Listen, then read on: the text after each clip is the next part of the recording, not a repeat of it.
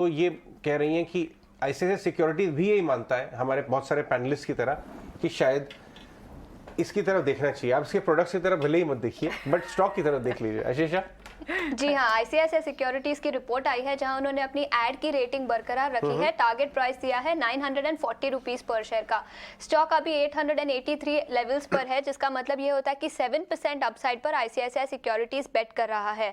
ICICI securities का मानना है कि कई स्टेट्स में प्राइस इंक्रीजेस ऑलरेडी लिए गए हैं और उसी के चलते across the board earnings upgrade देखने को मिल सकते हैं यूनाइटेड स्पिरिट्स पर।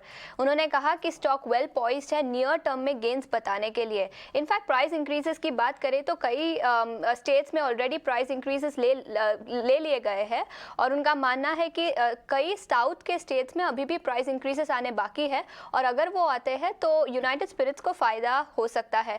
इनपुट कॉस्ट इन्फ्लेशन की बात करें तो इनपुट कॉस्ट इंडेक्स अभी भी एलिवेटेड लेवल्स पर है, लेकिन आईसीआईसीआई सिक्योरिटीज का मानना है कि second half of the year में इनपुट कॉस्ट इन्फ्लेशन कम होता हुआ नजर आएगा।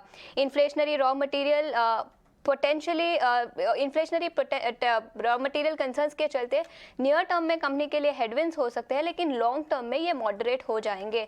अभी के लिए उन्होंने एड रेटिंग बरकरार रखी है और टारगेट प्राइस दिया है 940 रुपीज पर शेयर का। राइट, तो 940 रुपीज का टारगेट यूनाइटेड स्पिरिट्स व आईसीआईसीआई सिक्योरिटीज के खास रिपोर्ट के कुछ कंक्लूड्स हमें आशीषा बतानी थी। शुक्रिया आशीषा इस जानकारी के लिए। चलिए बढ़ेंगे आगे, एक बार क्षितिज से इनफैक्ट इस पर चार्ट चेक ले लेते हैं। क्षितिज, कैसा दिख रहा है आपको charts for United Spirits? Priyanka देखिए, यहाँ पे मैकडॉनल्ड्स की अगर बात करें तो स्टॉक काफी बार कोशिश करता है 900 रुपए के लेवल के ऊपर होल्ड ऑन करने की, बट कहीं ना कहीं सेलिंग प्रेशर के चलते 900 रुपए के लेवल सस्टेन कर नहीं पा रहा है। बट ओवरऑल चार्ट स्ट्रक्चर की बात करें तो I will still wait and watch, थोड़ा समय जरूर बिता रहा है 900 रुपए के लेवल को क्रॉस करने में, बट मुझे लगता है कि एक बार 900 के लेवल्स के ऊपर सस्टेन करता है स्टॉक तो बहुत ही जल्दी 960 980 की तरफ इनफैक्ट जल्दी मूव करता दिखाई देगा।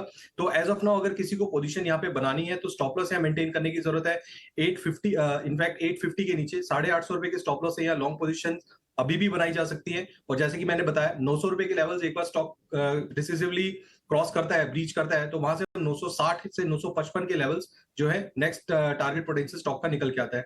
तो overall setup is still positive side for McDonald as far it is trading above 850। जब मैकडॉनल्ड बोल के ना कहीं यूनाइटेड स्पिरिट्स को तो अब डियाजियो बोलना चाहिए। डियाजियो इंडिया है, ये ब्लैक लेबल ब्लू लेबल वाला प्रीमियमाइजेशन की तरफ कंपनी बढ़ रही है। अगर आप स्ट्रैटेजी देखिए, मैं सिर्फ स्ट्रैटेजी एनालाइज कर रहा हूँ। आप मैकडॉनल्ड बोल देते हैं तो थोड़ा मास मार्केट हो जाता है मामला। कंपनी तो double digit growth, premiumization, in fact इन्होंने अपने मास मार्केट ब्रांड्स को बेच भी दिया है। लेकिन इससे ये मालूम चलता है कि क्षितिज बहुत अनुभवी हैं, क्योंकि अपने पिछले जन्म में यूनाइटेड स्पिरिट्स को मैकडॉनल्ड बोलते थे, जैसे टाटा मोटर्स को टेल्को बोलते थे। आपको याद है क्षितिज उस जमाने में? तो इनकी जबान पे अभी भी क्लाइंट से बात करते करते मैकडॉनल्ड ही चढ़ा हुआ है। लेकिन शायद कंपनी ट्रांसफॉर्मेशन फेज में है, बाजार तो ऐसा कह रहा है, भाव तो ऐसा कह रहा है।